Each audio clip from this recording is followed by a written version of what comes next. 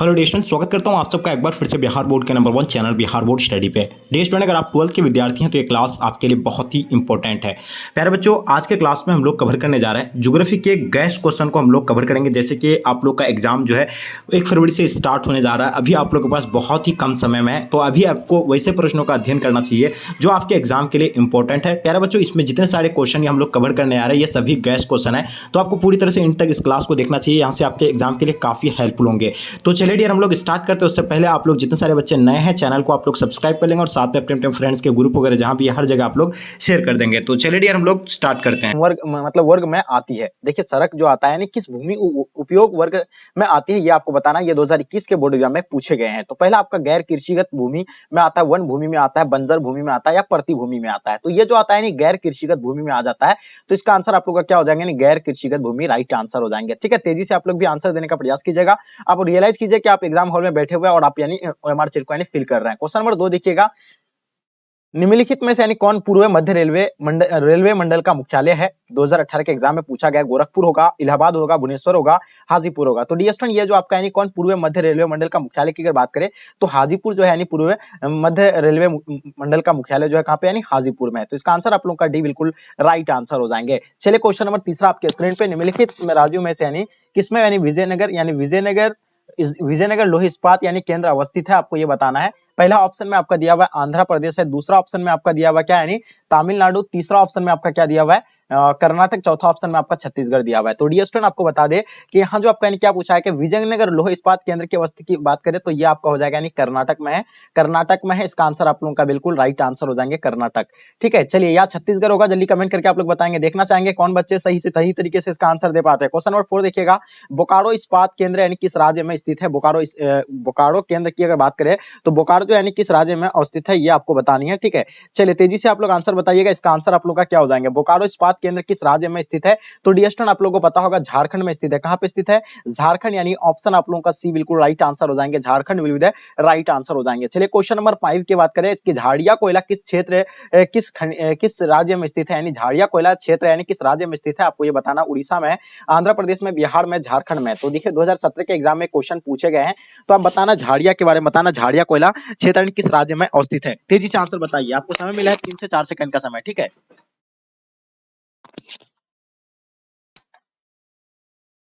चलिए तेजी से आंसर देने का प्रयास कीजिएगा आप लोग।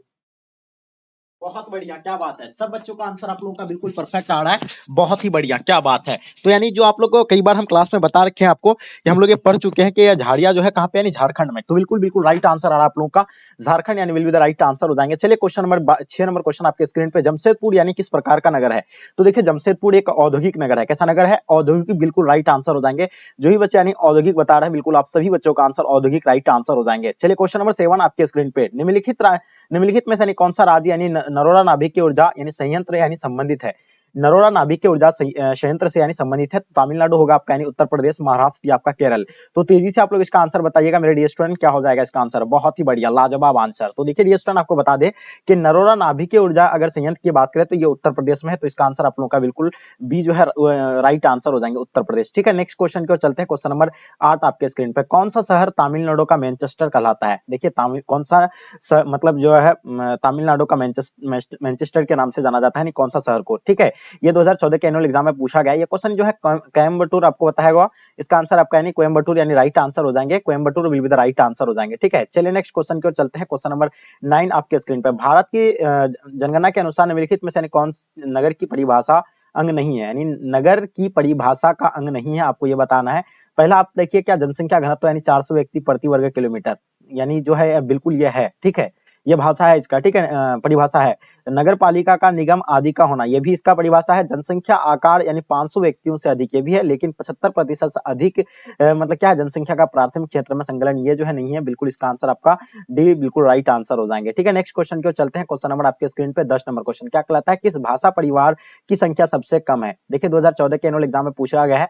तो पहला ऑप्शन में द्रविड़ है, तीसरा आपका, दूसरा ठीक है, तीसरा आपका भारतीय यूरोपीय होगा। तो इसका आंसर आप लोग का यानी भारतीय यूरोपीय यानी ऑप्शन आप लोग का सी बिल्कुल राइट आंसर हो जाएंगे। चलिए क्वेश्चन नंबर आपके स्क्रीन पे 11 नंबर क्वेश्चन क्या कहलाता है कि मानव विकास सूचकांक में भारत के निम्नलिखित राज्यों में से यानी किसकी कोटि उच्चतम है। यानी मानव विकास सूचकांक की अगर बात करें तो कौन सा यानी कोटि जो है उच्चतम है, तो डेफिनेटली आप सभी बच्चों को पता होगा। अगर उच्चतम की अगर कोटि की बात करें तो ये आपका केरल जो है बिल्कुल राइट आंसर हो जाएंगे। Kerala will be the right answer हो जाएंगे। बहुत ही बढ़िया, लाजवाब आंसर। ठीक है, जो भी बच्चे आप लोग यानी केरल बता रहे हैं, बिल्कुल आप लोगों को पता है कि केरल का जो है मानव विकास सूचकांक में यानी प्रथम स्थान में है। और आपको पता है सबसे अधिक लिंगानुपात वाला राज्य जो भी कौन है, केरल है। और सबसे अधिक साक्षरता दर वाला भी राज्य जो है केरल है। ठीक है, ये सारी चीज आपको याद रखना। क्वेश्चन नंबर 12 देखिएगा, 2011 के जनगणना के अनुसार भारत की जनसंख्या थी यानी कितनी थी 2011 के जनगणना के अनुसार। तो 2011 की जनगणना के अनुसार अगर बात करें तो 121 करोड़ जनगणना है। ठीक है, इसका आंसर आप लोगों का 121 करोड़ राइट आंसर हो जाएंगे और सब बच्चों को डेफिनेटली पता होना चाहिए। क्वेश्चन नंबर 13 देखिएगा, निम्नलिखित प्रदेशों में से है कौन यानी सरल क्षप्रलेखित प्राचीनतम नगरी बस्ती है। तो देखिए मेसोपोटामिया होगा आपका, यानी पहला ऑप्शन में आपका यानी क्या हो जाएगा, हांगेको घाटी यानी उसका नील घाटी। तो ये सारा तो नहीं है, आपको पता है सिंधु घाटी सबसे यानी प्राचीनतम यानी सभ्यता है, आप लोगों को डेफिनेटली पता होगा। और इसका आंसर आप लोग का हो जाएगा क्या, यानी सिंधु घाटी सभ्यता यानी राइट आंसर हो जाएंगे। ठीक है, नेक्स्ट क्वेश्चन की ओर चलते हैं। यानी इसका आंसर आपको ऑप्शन डी दिया है। ठीक है, ऑप्शन डी राइट आंसर हो जाएंगे, ऑप्शन डी। ठीक है, चलिए नेक्स्ट क्वेश्चन की ओर चलते हैं। क्वेश्चन नंबर 14 आपके स्क्रीन पे। ठीक है, क्या कहलाता है इसमें कि हीराकुंडा परियोजना अवस्थित जो है कहाँ पे अवस्थित है हीराकुंडा परियोजना। तो देखिए हीराकुंडा की अगर बात करें तो हीराकुंडा जो है आपका यानी कहाँ पे यानी उड़ीसा में है। तो इसका आंसर आपका क्या हो जाएगा, यानी उड़ीसा बिल्कुल राइट आंसर हो जाएंगे। ठीक है, नेक्स्ट क्वेश्चन की ओर चलते हैं। क्वेश्चन नंबर आपके स्क्रीन पे 15 नंबर क्वेश्चन क्या कहलाता है कि निम्नलिखित में से यानी कौन सा रेशेदार फसल है। तो रेशेदार फसल आपको इनमें से बताना है।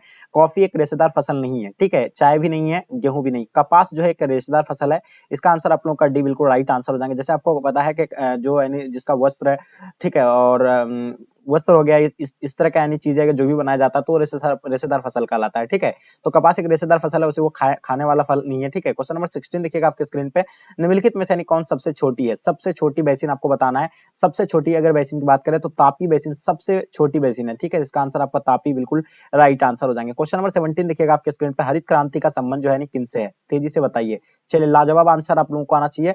ठीक है, जल्दी से बताएंगे आप लोग, क्या होगा इसका आंसर। बहुत ही बढ़िया, देखिए हरित क्रांति का संबंध की बात करिए 2011 के जनगणना के अनुसार आपको 2011 में ये क्वेश्चन पूछे गए हैं। तो ये तो होगा आपका आंसर नहीं, खाद्यान्न उत्पादन से बिल्कुल इसका आंसर आपका यानी राइट आंसर हो जाएंगे। ठीक है, खाद्यान्न उत्पादन will be the right answer हो जाएंगे। चलिए नेक्स्ट क्वेश्चन की ओर चलते हैं। क्वेश्चन नंबर 18, निम्नलिखित में से यानी कौन भारतीय कृषि की समस्या है। सबसे अधिक जो है भारत की यानी भारतीय कृषि की समस्या की अगर बात करें तो निम्न उत्पादकता, ये भी बिल्कुल सही बात है, ये सबसे बड़ा समस्या है। विखंडित ज्योति, ये भी एक बहुत बड़ा समस्या है। अनियमित मानसून, ये जो है बिल्कुल तीनों है। इसका आंसर आप लोगों का बिल्कुल डी राइट आंसर हो जाएंगे। जो ही बच्चे आप लोग ऑप्शन डी बता रहे हैं, बिल्कुल आप सब बच्चों का आंसर परफेक्ट होगा। क्वेश्चन नंबर 9 देखिएगा आपके 19 आपके स्क्रीन पे, मुंबई में पहला आधुनिक सूती वस्त्र यानी कारखाना स्थापित किया गया था, क्योंकि यहाँ क्या है, क्योंकि हाँ देखिए मुंबई एक क्या है, पतन है। ये आप लोगों को पता होगा, मुंबई एक पतन है, बंदरगाह वहां जो है बिल्कुल आसान तरीका से यानी इस ये होता है। ठीक है, चलिए मुंबई में एक क्या है, वित्तीय केंद्र है, ये भी बिल्कुल इसका मेन पॉइंट है। ये कपास उत्पादक क्षेत्र के निकट है, ये भी एक मेन पॉइंट है। तो ये इसका आंसर आप लोगों का बिल्कुल इनमें से सभी हो जाएंगे। ठीक है, चलिए बहुत ही बढ़िया। नेक्स्ट क्वेश्चन, और ये कब स्थापित किया गया, 1854 में स्थापित किया गया था। ठीक है, वो सूती वस्त्र कारखाना स्थापित कब किया गया था, यानी 1854 में, आप लोगों को याद रखना है। चलिए बहुत ही लाजवाब क्वेश्चन है। क्वेश्चन आपके स्क्रीन पे क्वेश्चन नंबर 20 क्या कहलाता है कि प्रादेशिक नियोजन का विशिष्ट लक्षण जो है क्या है, यानी प्रादेशिक नियोजन का विशिष्ट लक्षण आपको बताना है। तो देखिए क्षेत्र विशेष की विकास का उपागम, यानी क्षेत्र विशेष के विकास का उपागम, यानी इसका आंसर आप लोगों का सी बिल्कुल राइट आंसर हो जाएंगे। ठीक है, नेक्स्ट क्वेश्चन की ओर चलते हैं। क्वेश्चन नंबर 21 क्या कहलाता है कि भारतीय रेल प्रणाली को कितने मंडलों में विभाजित किया गया है। तो देखिए भारतीय रेल मंडलों को जो है 12 या 9 या आपका यानी 20। देखिए 2017 के एग्जाम में पूछा गया है, ये आप लोगों को कमेंट करके बताना इसका आंसर आप लोगों का क्या हो जाएगा। क्वेश्चन देखिएगा आपके स्क्रीन पे 22, भारत में वायु परिवहन सेवा की शुरुआत कब की गई थी। ये 2019 के एग्जाम में पूछा गया और ये क्वेश्चन आपको हम कई बार बताए कि 1911 में जो है ये मतलब कहां से यानी मुंबई दिल्ली से लेकर लाहौल तक यानी चलाया गया था ये पहला ठीक है वायु परिवहन। क्वेश्चन देखिएगा आपके स्क्रीन पे 23 नंबर क्वेश्चन, पूर्व पश्चिम गलियारा जोड़ता है, यानी किनको किनसे जोड़ता है। देखिए पूर्व और पश्चिम गलियारा जो जोड़ती है वो सिलचर को यानी पोरबंदर से जुड़ती है। तो इसका आंसर आपका डी बिल्कुल राइट आंसर हो जाएंगे। क्वेश्चन 24 आपके स्क्रीन पे, निम्नलिखित में से कौन सा स्थलबद्ध यानी पोतोसराय है। तो देखिए स्थलबद्ध पोतोसराय की बात करें तो विशाखापट्टनम जो है क्या है, स्थलबद्ध पोतोसराय है। इसका आंसर आप लोग का सी बिल्कुल राइट आंसर हो जाएंगे। क्वेश्चन नंबर 25 आपके स्क्रीन पे, तूतुकोडिया पतन जो स्थित है यानी कहां पे है, तूतिकोडिया पतन जो स्थित है ये कहां पे स्थित है। सो डेफिनेटली आपको पता होगा ये तमिलनाडु में स्थित है। तो इसका आंसर आपका तमिलनाडु बिल्कुल राइट आंसर हो जाएंगे। चलिए नेक्स्ट क्वेश्चन की ओर चलते हैं। क्वेश्चन नंबर 26 क्या कहलाता है, अम्ल वर्षा का कारण है। देखिए अम्ल वर्षा जो होती है यानी किसके कारण होती है, तो सभी बच्चों को हम कई बार बताए थे कि वायु प्रदूषण से जो है अम्ल वर्षा होती है, तो इसका आंसर आपका वायु प्रदूषण राइट आंसर हो जाएंगे। चलिए क्वेश्चन 27 आपके स्क्रीन पे, भारत में प्रथम नाभिकीय ऊर्जा परियोजना स्थापित जो है कहाँ पे किया गया था, ये 2019 के एग्जाम में क्वेश्चन पूछे गए हैं ये क्वेश्चन, ठीक है। तो आप लोगों को पता है तारापुर में, और तारापुर कहाँ पे है, महाराष्ट्र में, ठीक है। तो बिल्कुल इसका आंसर आपका बी बिल्कुल राइट आंसर हो जाएंगे, ठीक है। नेक्स्ट क्वेश्चन की ओर चलते हैं, क्वेश्चन नंबर 28, निम्नलिखित में से यानी कौन सा सांस्कृतिक नगर है, तो देखिए बताइए आप लोग, सांस्कृतिक नगर की अगर बात करें तो जेरूसलम एक सांस्कृतिक नगर है, तो इसका आंसर आपका राइट आंसर हो जाएंगे। क्वेश्चन नंबर 29 आपके स्क्रीन पे, निम्नलिखित में से यानी कौन आंतरिक समुद्री पतन नहीं है, 2018 के एग्जाम में क्वेश्चन पूछा गया है। देखिए एक आंतरिक सामुद्रिक पतन नहीं है, तो देखिए आपका यानी कोलकाता एक है, ठीक है, बिल्कुल एथेंस भी है, मैनचेस्टर भी है, लेकिन मैफिन्स जो है नहीं है, इसका आंसर आपका मैफिन्स राइट आंसर हो जाएंगे। क्वेश्चन नंबर 30 देखिएगा, 2011 की जनगणना के अनुसार भारत के किस राज्य की जनसंख्या सबसे कम है, देखिए 2011 की जनगणना के अनुसार भारत के किस राज्य की जनसंख्या सबसे कम है, तो देखिए आप लोगों को बता दें मणिपुर, ये आपका क्या हो जाएगा, बिल्कुल मणिपुर तो नहीं होगा, तो यानी सबसे कम मणिपुर का नहीं है, अरुणाचल प्रदेश का भी है, लेकिन आपको बता दें नागालैंड यानी सिक्किम का सबसे कम है, आप लोगों को पता है सिक्किम का। इन चारों ऑप्शन में से आप बता दें, इन चारों ऑप्शन में सबसे कम की अगर बात करें तो सिक्किम का है, ठीक है, ये आप ध्यान रखिएगा। चलिए हाँ चलिए क्वेश्चन आपके स्क्रीन पे, क्वेश्चन नंबर 31,